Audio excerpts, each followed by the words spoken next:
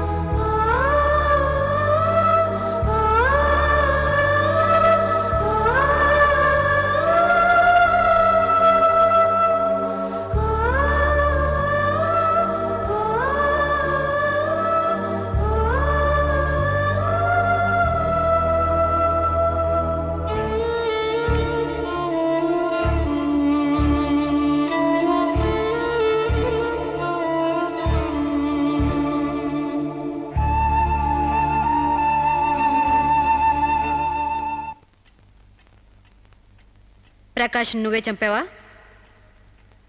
సైగలు మూగ భాషలు ఇక్కడ కుదరవు, నోటితోనే చెప్పాలి.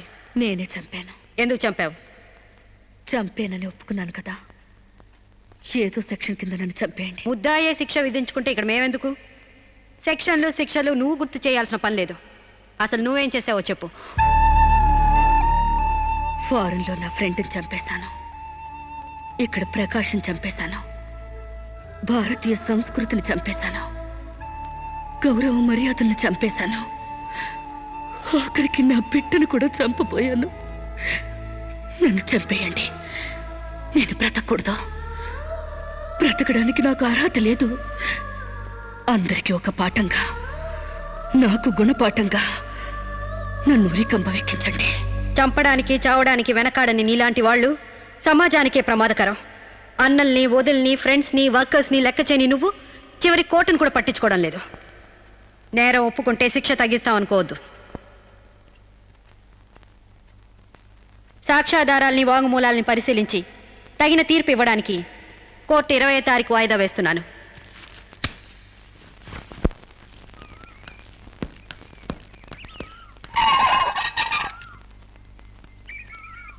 నేను జడ్జ్మెంట్ వాయిదా వేస్తున్నట్టు మీరు జర్నీని అర్జెంట్ చేస్తున్నారా? ఎంతైనా జడ్జ్ భర్త అనిపించారు. మీరు పాఠాలు నేర్పించకపోతే పిల్లలేం ఫెయిల్ అయిపోరు. ఈసారి వారం రోజు సెలవు పెట్టండి, ఓకే? అమ్మా, మీకోసం ఎవరు వచ్చారు. బాయ్.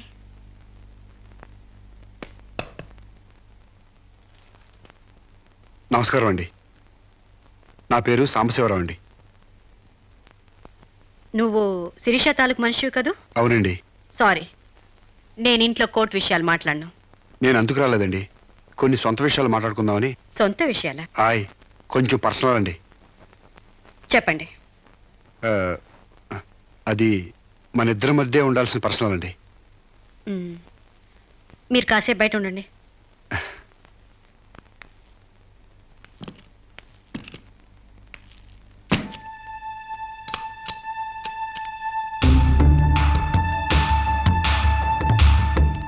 చాలా సీక్రెట్ కదండి, అందుకే తెలిపేశా.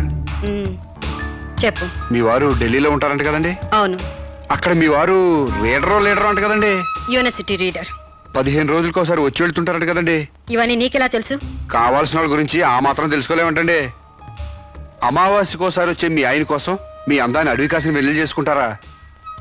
ఆ రోజు కోర్టులో మిమ్మల్ని చూడగానే నా వయసు జిగేలు మంది. మీ ఆయన ఉండరని తెలిసి నా మనసు జాలి పడింది. తేగలాగా మంచి నాజుగ్గా ఉన్నారు. ఎందుకిలా మీ అందాన్ని మగ్గబెట్టుకుంటారు?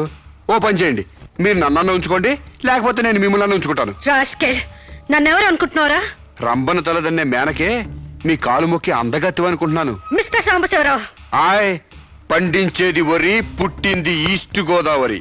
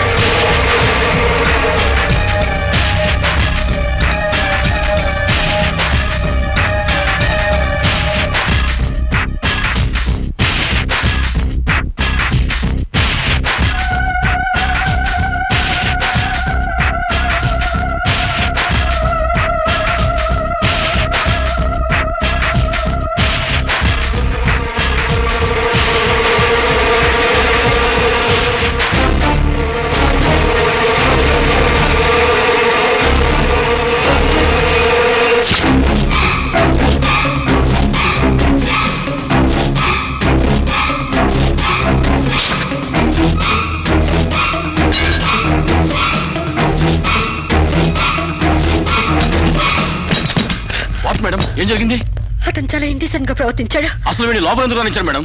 ముందు అతను హాస్పిటల్కి తీసుకెళ్ళండి ప్లీజ్. Constables, call ambulance. ఆగండి.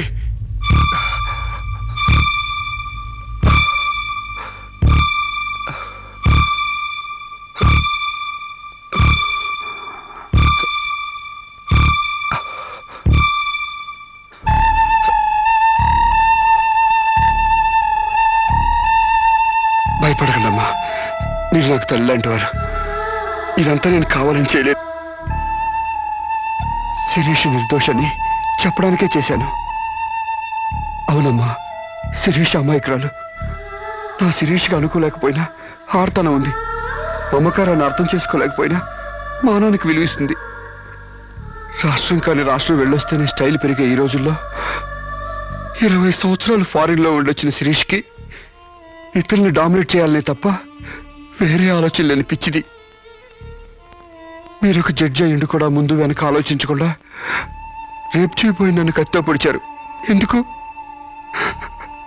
ఆడదానికి ఇష్టం లేకపోతే స్వయానా మన్మధుడే దిగొచ్చినా అంగీకరించదమ్మా. నా శిరీష శీలం లేని ఆడదైతే ఆ రోజు వాడిని ఎందుకు చంపేది?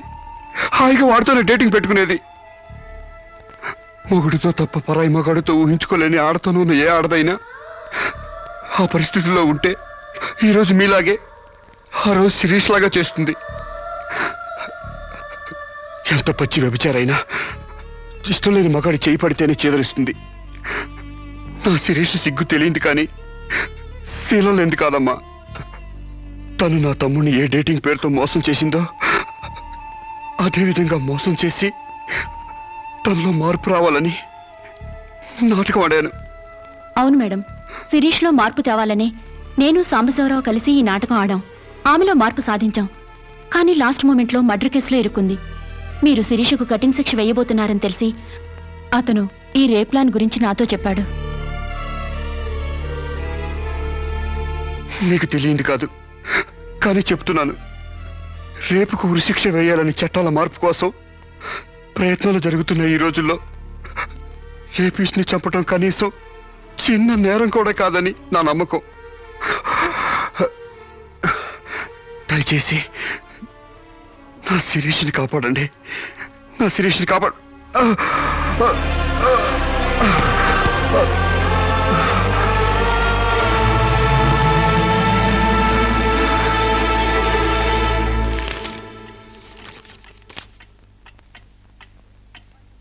మనల్ని కుట్టినా కుట్టకపోయినా చీవని తేలిని పావుని చంపేస్తున్నాం మనకు హాని కలగకూడదని. శిరీష తన మానానికి హాని వాటిల్లిందని ఒక చీడ పురిగిని చంపింది. ఒక పథకం ప్రకారం ముందు వేసుకున్న ప్లాన్ ప్రకారం చంపలేదు కాబట్టి ఆ క్షణానికి ముందు హతుడు ప్రకాష్కి ముద్దాయి శిరీషకి పగలు ప్రతీకారాలు లేదు కాబట్టి ఆమె ఇంటెన్షన్గా అతన్ని గాయపరచలేదు కాబట్టి ఈ కేసుని కొట్టివేస్తున్నాను.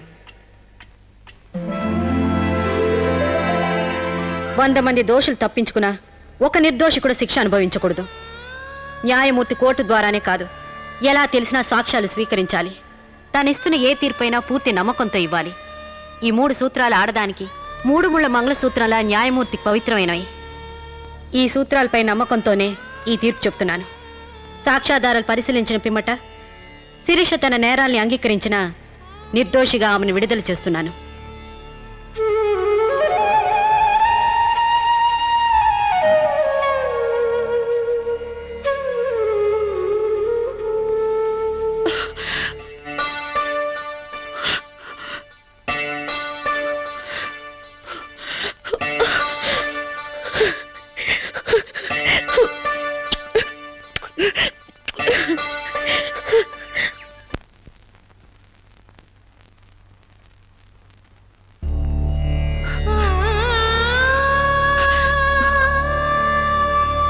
మన సాంప్రదాయాల సంస్కృతుల వాల్యూ తెలుసుకున్నాను. నేను మారిపోయానండి. నన్ను క్షమించండి ప్లీజ్. ఇంతకాలం మేం ప్రయత్నించింది నీలో ఈ మార్పు కోసమే కాని నీ చావు కోసం కాదమ్మా. నువ్వు చిన్నప్పటి నుంచి విదేశాల్లో పెరిగావు కాబట్టి అక్కడ యువతీ యువకుల్లో ఉన్న డేటింగ్ అనే పద్ధతిని ఇక్కడ కూడా అవలంబించాలని చూశావు. కానీ ఈ పవిత్ర భారతదేశంలో వివిధ రకాల మతాలు, కులాలు, భాషలు ఉన్నా ఒక్కొక్క దానికి ఒక్కొక్క రకం కట్టుబాట్లున్నాయి. ఆ కట్టుబాట్లకు అనుగుణంగా మసులుకోబట్టే మేమందరం ఎంతో ఆనందంగా కలిసిమెలిసి బ్రతుకుతున్నాం. కానీ వాటిని నువ్వు అగౌరవపరిచావు, హేళన చేశావు. ఈ దేశాన్ని, ఈ మనుషుల్ని అర్థం చేసుకోలేకపోయావు. అటువంటి నీకు మన గొప్పతనం చెప్పాలని, నీలోని మంచి మనిషిని బయటకు తీసుకురావాలని మేము ఈ నాటకం ఆడాం. మా నమ్మకం వమ్ము కాలేదు. భారతీయ సంస్కృతి సాంప్రదాయం గల అమ్మాయే మా ఇంటి కోడలుగా రావాలనుకున్నావు. అలాగే నువ్వు మా ఇంటి కోడలు అవుతున్నావు. నిజంగానా?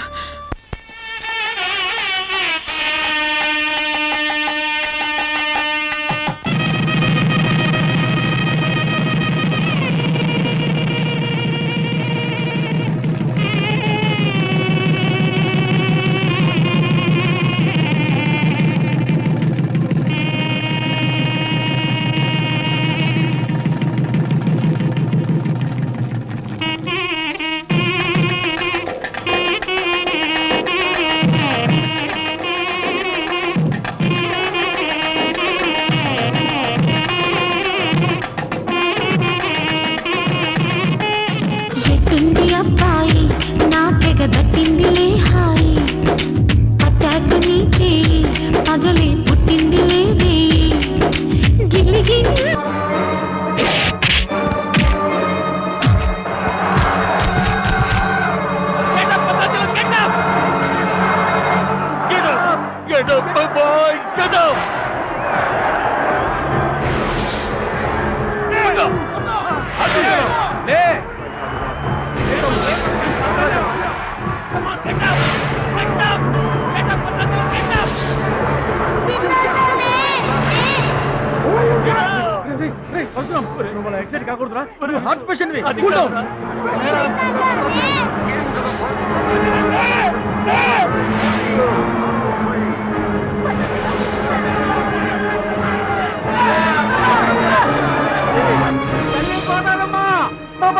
లేవాలా, వరద గోదావరిలో ఇరుచుకుపడాలా, గెలవాలా, దీవించమ్మా.